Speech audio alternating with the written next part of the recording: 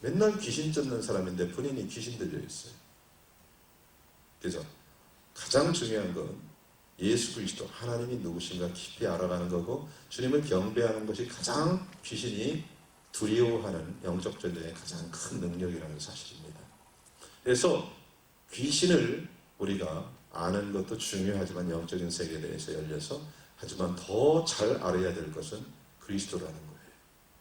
하나님을 깊이 알수록 귀신은 별것이 아닙니다. 오늘은 그래서 거짓 선지자에 이어서 참 선지자에 대해서 나옵니다. 자, 그렇다면 선지자는 무엇을 하는 사람입니까? 선지자는 어떤 사람이에요? 여러분 그것에 대해서 답을 갖고 있습니까? 네? 먼저 보는 사람. 또요?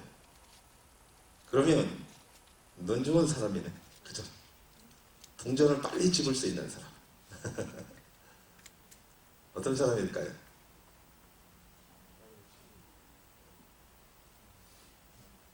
대언자, 예언자. 예, 모든 것 다 맞습니다만 실제 참 선지자라는 것은 성경이 증거합니다. 우리가 추측하는 것도 틀린 것은 아닌데, 선지자라는 개념의 가장 중요한 핵심은 아모스서 3장 7절입니다. 그것이 뭐예요? 시작! 주 여호와께서는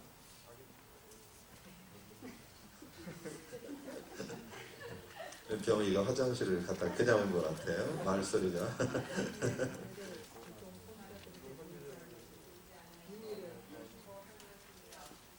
예, 그것이 우리는 비밀이라고 했는데 영어 성경만 봐도 계시라는 말로 나옵니다. 하나님의 계시, 하나님의 플랜, 그죠? 하나님의 갖고 있는 계획을 그종 선지자들에게 말하지 않고는 어떤 일도 하나님이 행하지 않는다는 거예요. 이 말은 뭐예요? 하나님께서 이 땅의 미래에 대해서, 어떤 일에 대해서 행하시기 전에 꼭 선지자들에게 먼저 말해 준다는 거예요. 무슨 의미예요? 선지자들은 친구라는 말이에요. 하나님과 친밀한 사람들에게 자기의 비밀을 얘기한다는 거예요. 여러분들도 그렇죠? 가장 친한 친구에게 자기의 속을 이야기합니다. 나 어저께 힘들었지만 나 이런 일을 할 거야. 이런 거 누구에게 얘기해요? 친한 친구에게 얘기합니다. 자기의 비밀, 속 얘기를 우리들도 친구에게 얘기하듯이 하나님은 그의 친구들에게 얘기한다는 거예요. 선지자는 딴 말로 얘기하면 예언하는 사람입니다. 또 여러 가지 일을 하지만 가장 중요한 것은 하나님과 뭐예요? 비밀이 없는 상대를 말합니다.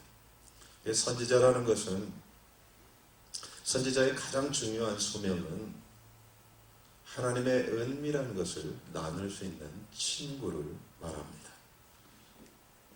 누가 그렇다면 하나님의 친구가 되는가? 누가요?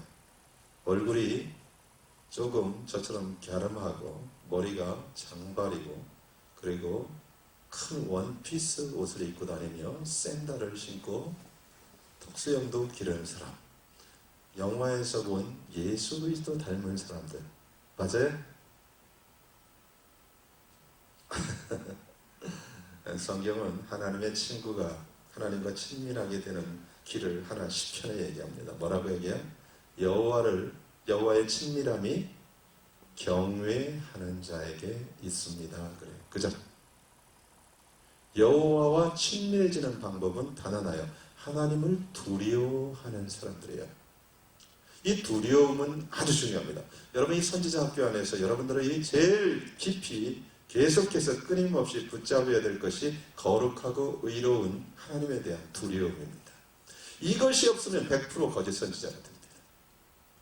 하나님을 두려워하지 않는 선지자들은 이미 하나님을 떠난 사람들입니다. 타락한 길로 갑니다. 인간은 그럴 수밖에 없어요. 그래서 제가 결론을 말한다면 계시와 은사를 추구하는 사람들은 대부분 금방 넘어집니다. 교만해져요. 부어지면 하나님은 주십니다. 주면 넘어져요. 하지만 예수 그리스도와 점점 친밀해질수록 그는 뭐예요? 겸손해집니다.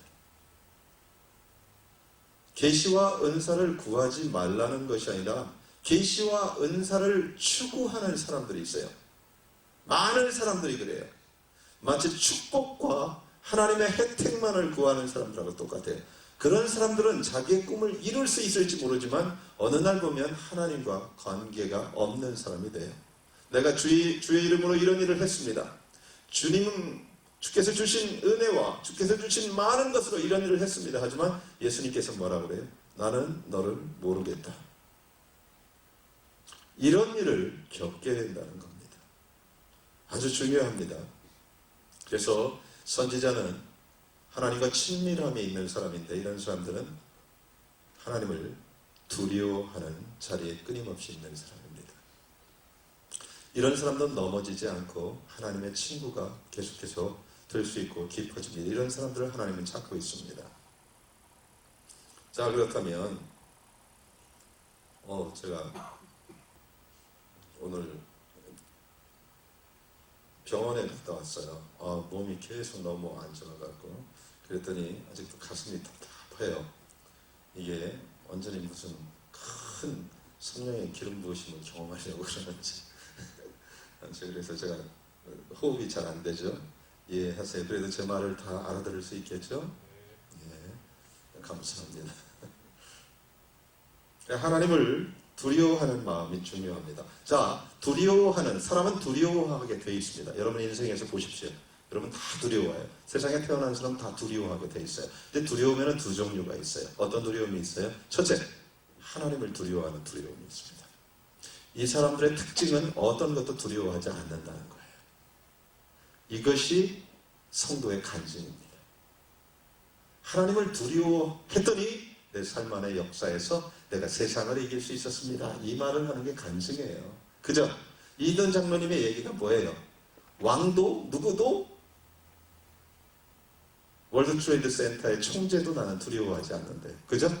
그 사람이 처음에 출근할 때 총재가 딱 얼굴을 봐도 눈 인상을 딱 하고 간대요. 그러고 자기 방에 들어가서 무릎을 딱 꿇고 하나님을 두려워하는 기도를 해요. 하나님, 그리고서 나서 그 다음부터 총재하고 인사한대요.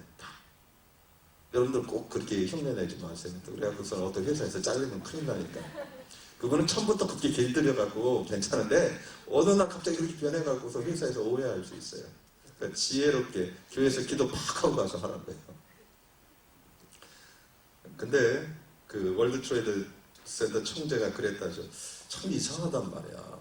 세상 모든 사람들은 나를 두려워하고 나한테 오면 뭔가 얻으려고 한대. 전부. 그 사람은 뭐 전 세계 탑 경영인 아닙니까? 그죠? 그리고 뭐 결혼도 5번이나 했대요. 그러니 뭐 수많은 여자들과 뭐 모든 게 많잖아요. 그리고 지금도 계속 결혼을 하고 있다는 남자예요. 그러니까 뭐 세상적으로는 부족한 게 없는 사람이에요.